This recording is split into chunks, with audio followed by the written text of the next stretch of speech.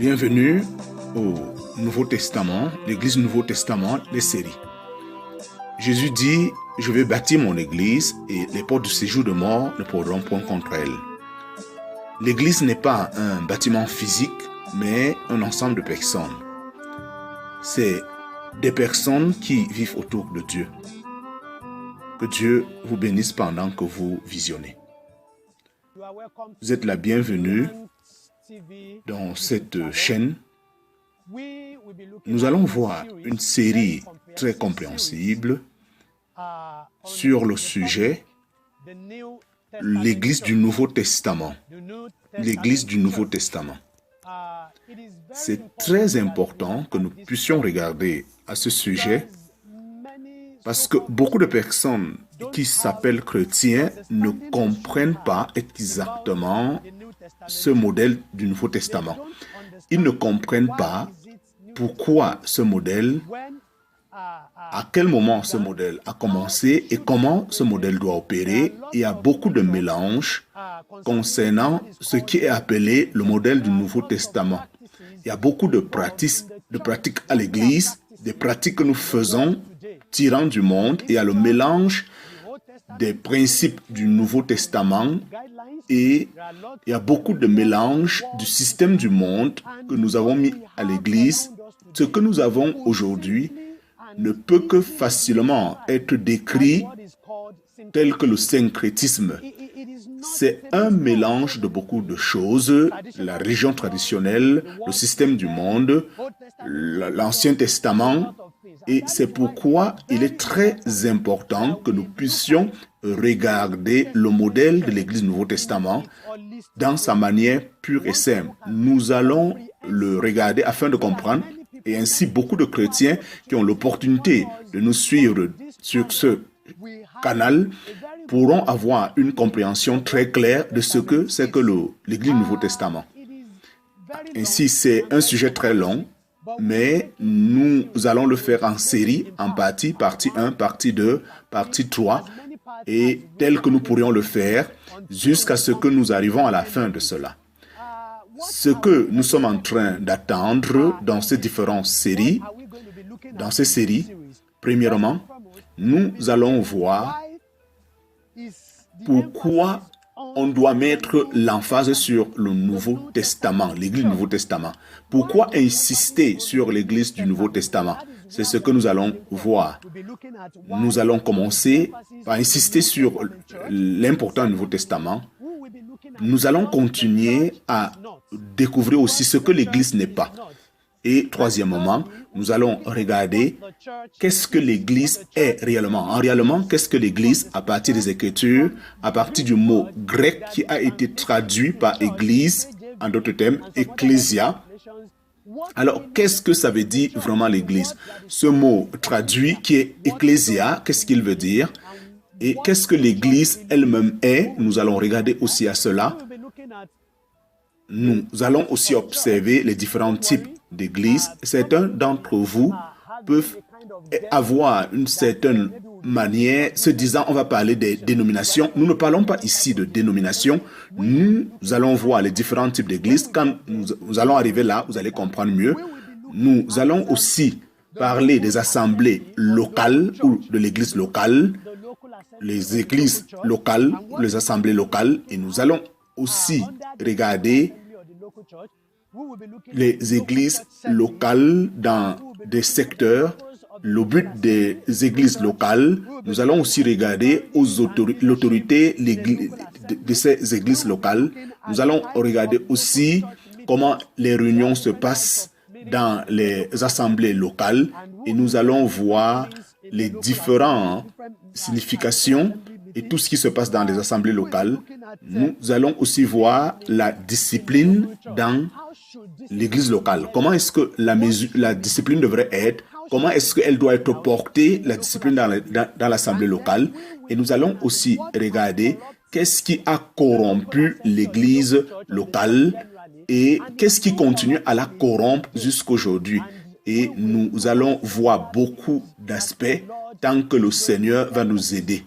Mais tel que je l'ai dit, pour débuter, nous allons premièrement comprendre pourquoi est-ce qu'on doit insister sur le modèle du Nouveau Testament? Oui, ça ne doit pas être quelque chose qui vous surprend, ça ne me surprend pas lorsque des personnes commencent à donner des noms en disant ça, ceux-ci c'est ceux de l'Église du Nouveau Testament, mais nous ne pouvons pas fuir de cela. On se rend compte que les gens essayent de donner un nom. Et parce que toute chose concernant l'Église, que nous appelons l'Église, doit être l'Église du Nouveau Testament, avoir pour base l'Église du Nouveau Testament. Et ainsi, nous devions regarder qu'est-ce que cette Église du Nouveau Testament, ce que je suis en train de dire, où j'insiste, qu'est-ce que nous appelons Ecclésia, cela a été établi et elle est basée sur le modèle du Nouveau Testament. Nous devions comprendre qu'est-ce que cette Église du Nouveau Testament. On a deux testaments dans la Bible. On a l'Ancien Testament, on a le Nouveau Testament. Des personnes sont juste en train de gérer la Bible en disant c'est l'Ancien, le Nouveau. Beaucoup de chrétiens, voilà ce qu'ils comprennent lorsque nous parlons du Nouveau Testament et de l'Ancien Testament. Mais en ce qui concerne, est-ce que c'est tout ce qui concerne la Bible? Nous allons le voir. Nous allons exactement comprendre qu'est-ce qu'il s'agit lorsque nous parlons de l'Ancien Testament et aussi du Nouveau Testament. Mais dans tous les cas, avant tout, qu'est-ce que l'Église est ou l'Église est basée ou établie, j'insiste, l'Église est basée et établie sur le Nouveau Testament. Et deuxièmement, l'Église doit pratiquer ou opérer en se basant sur les principes du Nouveau Testament. Si ce n'est pas sur les principes du Nouveau Testament, je voudrais dire et insister que cela ne va pas être l'Église de Jésus-Christ. Cela ne va pas être l'Ecclésia de Jésus-Christ. Parce que nous ne pouvons pas être en train d'aller devant et aller derrière.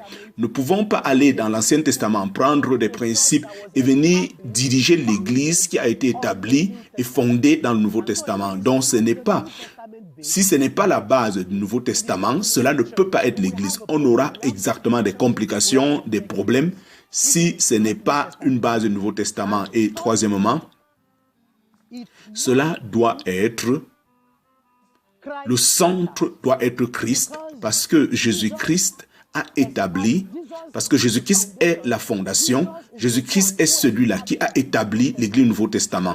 Ainsi, l'Église du Nouveau Testament, l'Assemblée, l'Ecclésia, doit être, tout ce qui concerne l'Église doit être autour de Jésus-Christ. Jésus-Christ doit être l'objectif, l'Église, Jésus-Christ doit être le message, Jésus-Christ doit avoir la prééminence, Jésus-Christ doit être au-dessus de tout, Jésus-Christ doit être au centre, Jésus-Christ doit être tout, toute chose doit être autour de Jésus-Christ. Parce que tout ce qui est appelé Nouveau Testament est et parle de Jésus-Christ. Et c'est ce que nous allons voir. La plupart d'entre nous, des choses que nous avons aujourd'hui, ce n'est pas l'Église du Nouveau Testament. Nous pouvons dire qu'ils ne sont vraiment pas les églises. De manière, ils sont des organisations humaines, des ministères humains, des systèmes humains. Et c'est ce que nous avons aujourd'hui, des dénominations, parce que c'est un mélange de la religion traditionnelle, de l'Ancien Testament, de la philosophie de l'homme et du système de monde. Tout ça est mis ensemble et c'est ce que nous appelons l'Église aujourd'hui. Mais ce n'est pas l'Église telle que nous pouvons le trouver dans les Écritures. Que je puisse très rapidement vous parler du Testament et que j'explique l'Ancien et le Nouveau Testament de manière très simple ou de manière, la définition. Un testament, c'est un agrément, une alliance entre deux personnes. Un testament, une alliance et une entente entre deux personnes. Et ces deux personnes scellent cette entente. Il y a des choses qu'ils scellent pour pouvoir être ensemble. Et ce qu'ils scellent, c'est ce que nous appelons les testateurs. Et c'est ça qui permet que le testament ou l'agrément, afin qu'elle demeure. Afin que cela demeure, leur argument va demeurer, leur testament va demeurer. Nous avons ainsi, parlant des testaments ou des alliances dans la Bible, que je vous prends un ou deux exemples. Il y a l'alliance que Dieu a fait avec Noé lorsque Dieu a détruit le premier monde avec l'eau. À la fin de cette destruction, Dieu a fait l'alliance avec Noé qui ne pourra plus jamais détruire ce monde avec de l'eau. Et ça, c'était une entente entre Dieu et Noé. Et qu'est-ce qui témoignait? Quel était le sceau?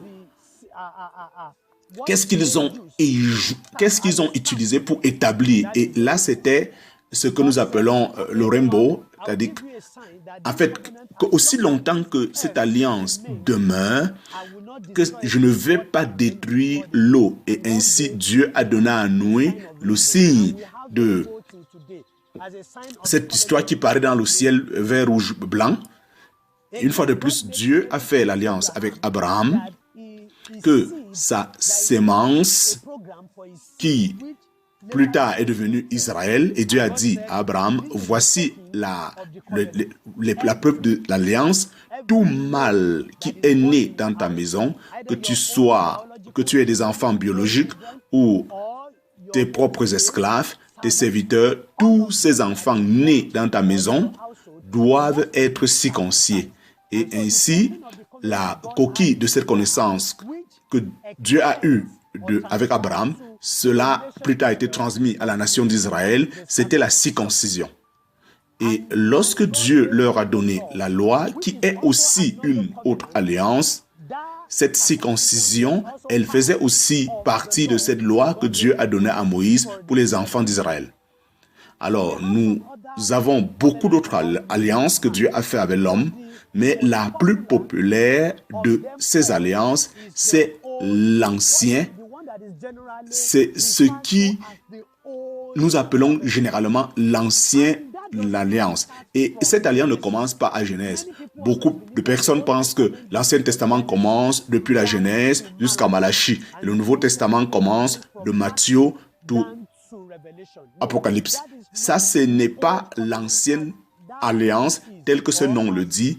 L'ancienne alliance que les apôtres se référaient. Et je vais vous montrer l'ancienne alliance. Qu'est-ce qui est généralement appelé l'ancienne alliance? Nous allons ouvrir dans le livre de Exode, chapitre 24, du verset 1 à 8. Il est dit à Moïse que viens, toi et Aaron, vers le Seigneur, et 77 anciens pour adorer. Et Moïse lui-même va s'approcher, d'autres ne vont pas s'approcher, et le peuple n'ira pas avec lui. Ainsi Moïse, il est venu et dire au peuple la parole de l'Éternel et tous les jugements, et tous les peuples ont répondu avec une seule voix. Tout ce que Dieu est en train de dire, nous allons le faire. Et Moïse a écrit toutes ces lois, et il s'est levé très tôt le matin et a bâti un autel au pied de la montagne et 12 piliers d'après les 12 tribus d'Israël. Et ainsi Moïse a dit, jeunes hommes des enfants d'Israël qui offraient des offrandes et des offrandes de paix, tout ceci pour le Seigneur. Verset 6. Et Moïse a pris du sang et l'a mis, et avec ce sang, il a aspergé sur l'autel. Verset 7. Et ainsi, il a pris le livre de l'Alliance et l'a lu devant le peuple. Et il a dit, voici l'Éternel Dieu est en train d'établir avec vous et soyez obéissants. Écoutez le verset 8. Vraiment, ils se sont accordés avec ce que Dieu a dit. Dieu leur donne la loi. Moïse a lu toutes choses et ils acceptent maintenant qu'ils vont le faire. Et automatiquement, ils tuent un agneau, ils tuent un bœuf, et le sang de ces agneaux, c'est la preuve, c'est le sel qui sur cette entente. Et ainsi Moïse prit le sang, aspergea cela sur le peuple et dit, voici le sang de l'alliance que Dieu est en train d'établir avec vous d'après toutes ces paroles. Alors, on peut voir maintenant, avec ceci, l'alliance avait été établie et c'est ce que nous appelons généralement l'ancienne alliance. Et à partir de ce moment-là, en continuant, jusqu'à ce qu'une autre alliance soit établie, qui a été faite par Jésus-Christ, et de manière très simple, jusqu'à la croix de Calvaire, mais avant, c'est là où une nouvelle alliance a été établie. Nous allons lire Hébreux chapitre 8. Hébreux chapitre 8.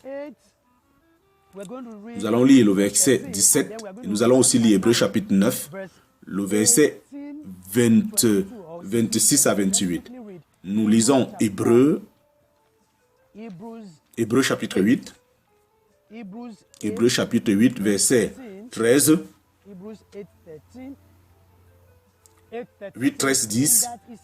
Une nouvelle alliance qu'il a établie et l'ancienne est devenue inutile. Mais qu'est-ce qui est devenu inutile? Et cela ne peut que être mis de côté. Lisons maintenant Hébreux chapitre 9, verset 16 à 22. Le verset 16 dit, là où il y a un testament, c'est-à-dire une alliance, il doit y aussi avoir la nécessité de la mort du testateur. Tel que je vous ai dit, il faut toujours un testateur pour l'alliance. À l'ancienne alliance, l'agneau ou la chèvre était le testateur. Et il a été tué et le sang a été déversé sur le peuple, sur l'autel, sur toutes choses qui vont utiliser sous cette alliance a été aspergé par le sang et ainsi ils étaient sous cette alliance. Et cette alliance a été en effet ou a marché jusqu'à ce que Jésus-Christ établit une nouvelle. Ainsi Jésus dit, il doit y aussi avoir la nécessité de la mort du testateur. Jusqu'à ce que le testateur meure, le testament n'est pas établi. Verset 17, parce qu'un testament n'a de force que lorsque la personne est morte. Elle n'a pas de pouvoir lorsque le testateur vit encore. C'est pourquoi la première alliance, elle a été dédiée par le sang. Lorsque Moïse a parlé de tous ses préceptes au peuple, d'après la loi, il a pris le sang des bœufs et avec de l'eau, l'hysope, et a aspergé ce sang lui-même et sur tout le peuple, disant, voici l'alliance que Dieu vous a commandée. Et ainsi, il a aspergé ce sang sur le tabernacle, sur tous les vaisselles, et d'après la loi, toutes choses sont purifiées par le sang, et sans effusion de sang, il n'y a pas de rémission. Et ceci, c'est pour nous dire que un testateur doit mourir. Et lorsque la nouvelle alliance a été établie, Jésus-Christ étant lui-même le testateur est mort à la croix et son côté a été percé et la Bible nous dit que le sang et l'eau sont sortis de son côté. Et ceci, c'était le sang de la nouvelle alliance qu'il était en train d'établir. Et de manière très courte, pour clôturer, les deux testaments que nous sommes en train de regarder, l'Ancien Testament et le Nouveau Testament, l'un a commencé dans le livre de Exode et a fini à la croix du Calvaire, lorsque le Nouveau Testament a été établi. Ainsi, Jésus-Christ lui-même, pendant qu'il était vivant et qu'il était en train de rendre son ministère sur la terre, il opérait sur l'ancienne alliance. Et c'est pourquoi certains étudiants ils vont dire que Matthieu, Marc, Luc et Jean, ils les appellent des livres de la transition. Ces livres ont été faits durant l'ancienne alliance pour préparer les gens à la nouvelle alliance. Parce que la nouvelle alliance n'était pas encore établie jusqu'à ce que Jésus-Christ verse son sang, jusqu'à ce qu'un nouveau sang soit versé, jusqu'à ce que Jésus-Christ soit mort, lui qui est le testateur. Lorsque Jésus-Christ est mort, une nouvelle alliance a été établie. Dans Matthieu chapitre 16, Jésus-Christ dit « Je bâtirai mon église et le séjour des morts ne pourra prévenir contre elle. » Il va bâtir son église et selon ce Nouveau Testament, sur la croix, et ce Nouveau Testament est établi au travers du calvaire, c'est là où l'Église a été fondée, a été établie. Et ainsi toute chose, parce que l'Église était officiellement reconnue dans Actes chapitre 2, alors tout ce qui concerne l'Église, tout cela concerne Jésus-Christ, tout cela parle de ce que Jésus a accompli. L'Église nous parle de tout ce que Jésus a fait tout. Ça n'a rien à voir avec Moïse, avec Élie, avec Aaron, ni aucun homme, mais uniquement de Jésus-Christ. Mais qu'est-ce qu'on a aujourd'hui?